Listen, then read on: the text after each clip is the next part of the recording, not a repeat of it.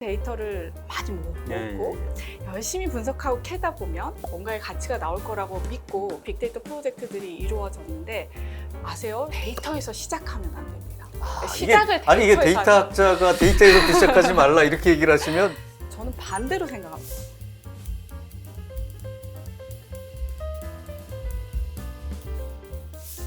안녕하십니까, 최지영 교수입니다. 오늘 제가 티타임즈에 처음 이 자리에 앉았습니다. 이 자리가 원래 홍재 기자 자리인데 제가 부탁을 하면 뵙기 어려운 분일 것 같아서 티타임즈의 명성을 등에 업고 초대했습니다. 차경진 교수님. 정말 뵙고 싶었습니다.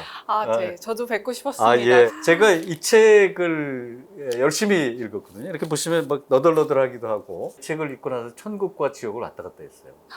너무 쉬웠다. 이게 나 같은 사람도 이해를 하는구나. 이게 데이터의 초심자인 저 같은 사람도 이해를 했는데 한참 읽다 보니까 너무 어렵다. 네.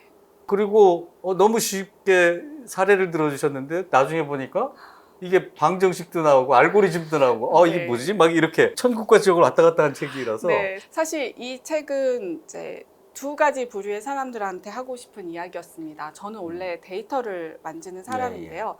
데이터를 만지는 사람에게 하고 싶은 말, 그 다음에 요즘 갑자기 CX가 굉장히 중요해지고 있고 고객 경험이 중요해지고 있다고 하는데 도대체 고객 경험이 기존의 CS랑 UX랑 막 헷갈려 하시는 분들도 너무 많고 또 쌓여져 있는 데이터로 CX를 어떻게 구현해야 되는지 모르시는 그냥 CX를 담당하시는 분, 이 두 그룹에게 하고 싶은 말들이었습니다. 그러다 보니 1부와 2부가 약간 색깔이 좀 다릅니다. 그래서 1부는 제가 하고 싶었던 말은 과연 CX가 무엇이고 그다음에 CX를 어떻게 디자인해야 되고 이제 이런 이야기가 주로 있고요. 2부는 데이터를 만지는 사람들이 열심히 데이터를 분석을 하고는 있어요. 그런데 그게 실제로 고객한테 가치를 주는 혁신적인 인사이트로 나오지가 않더라고요. 그래서 왜 그럴까? 이제 이런 질문에서 시작을 했었고, 그렇다면 우리 데이터를 만지는 사람들도 적어도 CX가 무엇이고 고객 관점으로 어떤 문제를 찾아야 되고 인사이트를 찾아야 되는지 알고 좀 더 유연한 관점을 가지고 분석했었을 때 실제 비즈니스적 가치를 좀 낼 수 있지 않을까? 주로 우리가 데이터 분석하는 사람들은 약간 설명적 분석, 현상에 대한 분석 이런 건 너무너무 잘 하는데 실제로 고객한테 숨어있는 고객의 데이터 속에 숨어있는 잠재 욕구를 찾는다는 건 조금 어려워하시는 것 같아서 이제 그런 부분에 새로운 관점을 조금 유연한 관점을 좀 갖게 해드리고자 이런 저는 교수님 책을 다시 한번 제가 PPL을 좀 하도록 하겠습니다.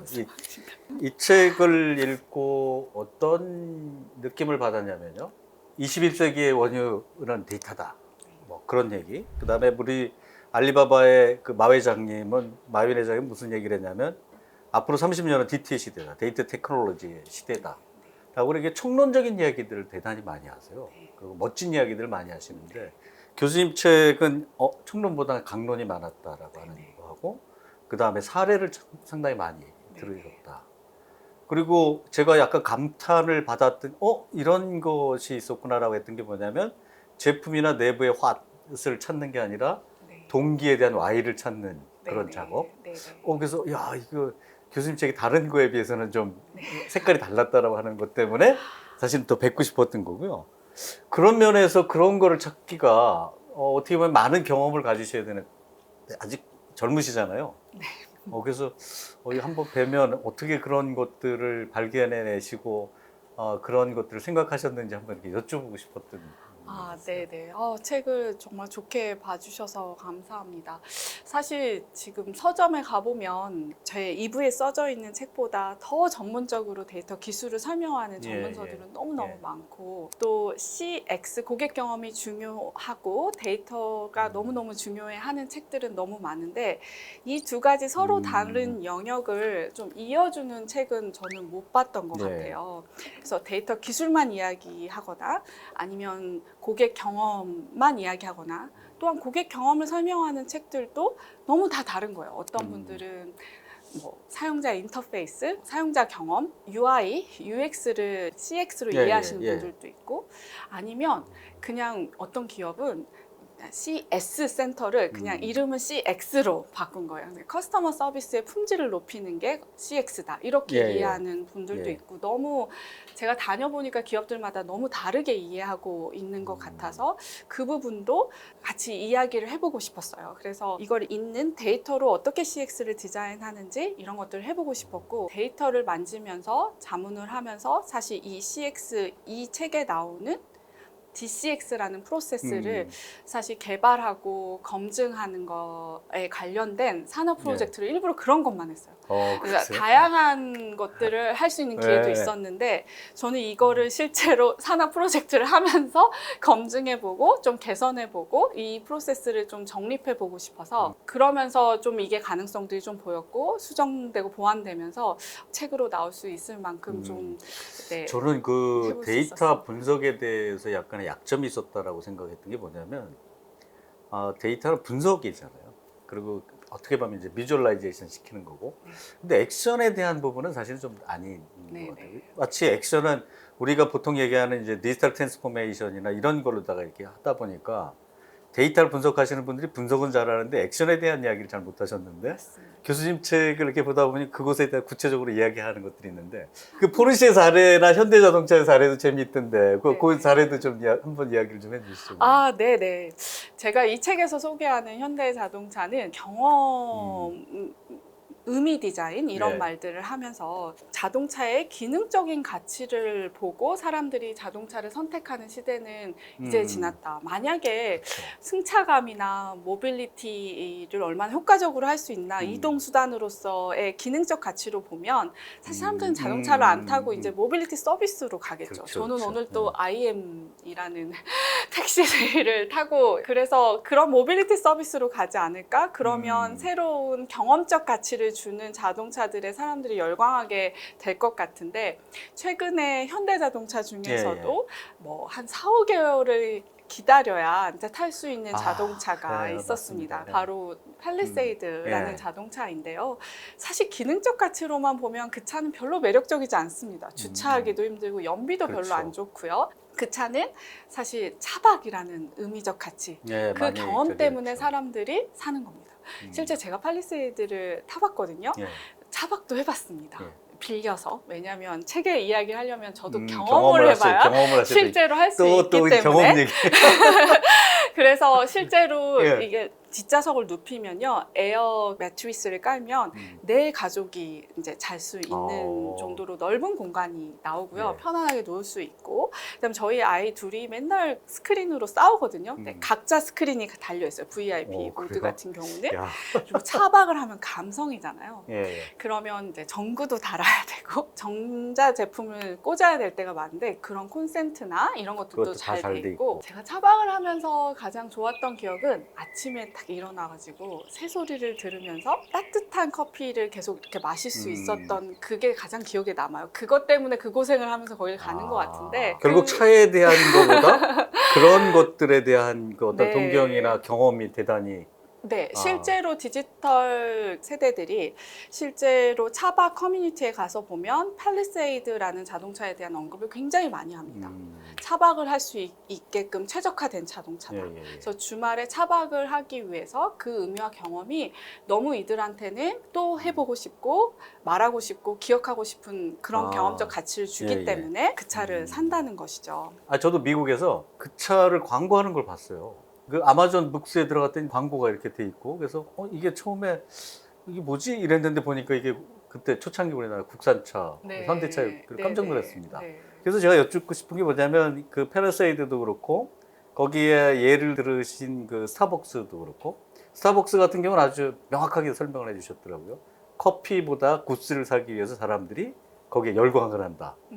근데 저는 그렇게 생각하지. 본질에 충실하고 나머지 뭐 사업을 확장하거나 새로운 비즈니스를 하는 거는 그 위에 올라가는 거 아닌가? 이런 생각을 했어요. 네네. 그래서 대단히 기뻤습니다. 내가 차 교수님의 생각과 좀 뭔가 이렇게 다른 게 있나 보다. 네네. 그거에 대해서는 어떻게 생각해요? 제가 그 스타벅스 먼저 이야기를 드려보면 저도 그 기사를 보고 사실 놀랐었습니다. 그 300잔을 그 자리에서 저도 사고 예. 그걸 커피를 다 버리고 그 굿즈 17개, 18개를 가지고 갔던 예, 예. 그 기사를 보면서 과연 저 굿즈는 뭐길래 저도 한번 해보고 싶어서 음. 17잔을 열심히 먹었습니다. 사실 저는 스타벅스 커피를 그렇게 좋아하진 않습니다. 커피 맛은 스타벅스가 저를 사로잡지는 못했습니다. 하지만 저도 그 굿즈를 경험해보고 싶어서 17잔 열심히 먹고 그래서 딱 그 쿠폰을 가지고 갔는데 항상 없대요. 네. 아침에 새벽부터 6시에 오라고 하더라고요. 항상 매장마다 10개씩 들어온대요. 그래서 6시부터 줄을 서야 되는데 앞에 10명이 있으면 그냥 가라고 하더라고요. 근데 제가 그걸 할 수가 없잖아요. 그래서 결국에는 저 시골에 있는 예, 분이 해주시기는 했었어요. 그래서 받아봤는데 별거 아닌 그냥 플라스틱인 거예요. 그래서 왜 이거에 그렇게 사람들이 열광하지? 저도 퀘스천 마크였습니다. 근데 사람들은 특히 이 디지털 세대들은 그런 하나의 굿즈에 열광을 하는 그 팬덤의 문화를 스타벅스는 만들었다라는 데서 이거 왜 그럴까를 좀 생각해 보게 됐었고, 무엇보다도 스타벅스가 커피의 본질에 대해서 놓치지 않은 건 사실입니다. 네. 커피의 본질을 더 높이기 위해서 굉장한 노력을 했었고, 하지만 제가 봤었을 때는 예전에 커피숍이 그렇게 많지 않고 네. 선택의 여지가 많이 없었을 때는 스타벅스가 대중을 사로잡을 수 있을 만한 커피의 맛을 냈지만, 지금은 사람들의 수준이 더 많이 높아지고 그렇죠. 옵션도 더 많아지고 예. 개개인의 취향이 너무 달라졌습니다. 저는 산미가 있는 커피를 좋아하고 저희 남편은 바디감이 있는 뭔가의 원두를 좋아하고 예, 예. 그게 굉장히 다 다르기 때문에 그런 개개인의 취향을 맞추기 위해서 디지털 예, 기술을 예. 쓰거나 이런 거는 오케이. 하지만 기프트콘도 선물의 의미를 주게 예, 시작했었고, 아, 우리 커피숍에 오는 사람들은 어떤 맥락을 가지고 있을까? 예를 들면 예. 스타벅스는 왜 갈 것 같으세요? 엄청난 커피의 맛을 위해서 갈 것 같으세요? 저는 스타벅스 CF를 받기 위해서 엄청 노력하는 사람이라서 네, 뭐 네. 이유가 없습니다. 무조건 스타벅스이기 때문에 간다라고 하는 이야기를 그냥 드리기. 네. 예. 가는 이유들을 찬찬히 쳐다보면 저는 한동안은 공부하기 위해서 갔습니다. 왜냐하면 저는 연구실에서 공부가 안 되더라고요. 그래서 스타벅스에서 이제 공부하는 친구들이 굉장히 많아요. 그래서 예. 노트북을 놓고 이렇게 스탠드까지 놓고 공부하는 맥락의 사람들이 있고요. 어떤 사람들은 그냥 휴식을 하기 위해서 가고, 어떤 사람들은 회의를 하기 위해서 예. 가고, 어떤 사람들은 EBS를 보고 강의를 그렇죠. 하기 예, 많이 위해서 그렇게 가고, 들었죠. 굉장히 다른 맥락들이 있습니다. 네. 그때 자세히 보시면요, 스타벅스 안에서는 그 맥락에 맞게 그 조명이나 콘센트나 테이블의 크기나 높낮이나 의자가 다 다릅니다. 그래요?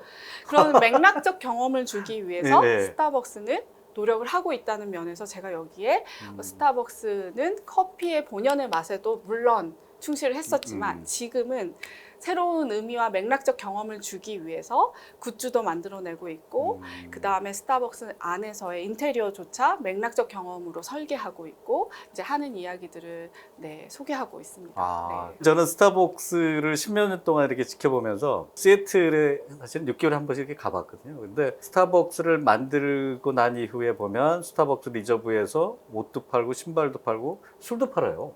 그래서 이게 사업에 대한 새로운 비즈니스의 영역을 넓히는 것이 커피를 기준으로 해서 무엇인가 계속 해나가는구나 라고 생각을 했던 게 이제 사실은 교수님하고 약간의 충돌이 일어났던 거고요. 과거에 그냥 모든 사람에게 똑같은 맛을 제공하는 것이 아니라 그거에 대해서 좀 나누고 분위기도 좀 바꾸고 뭐 이런 의미에서는 뭐 이해가 갑니다. 그래서 제가 드리고 싶은 이야기가 또 있었던 게 뭐냐면 데이터에 대한 이야기를 많이 하셨는데, 사실은 무엇인가 이제 정확하게 분석을 하기 위해서는 내부 데이터, 이것이 이제 기기든 아니면 기업이든 아니면 그리고 이제 외부 데이터가 있죠.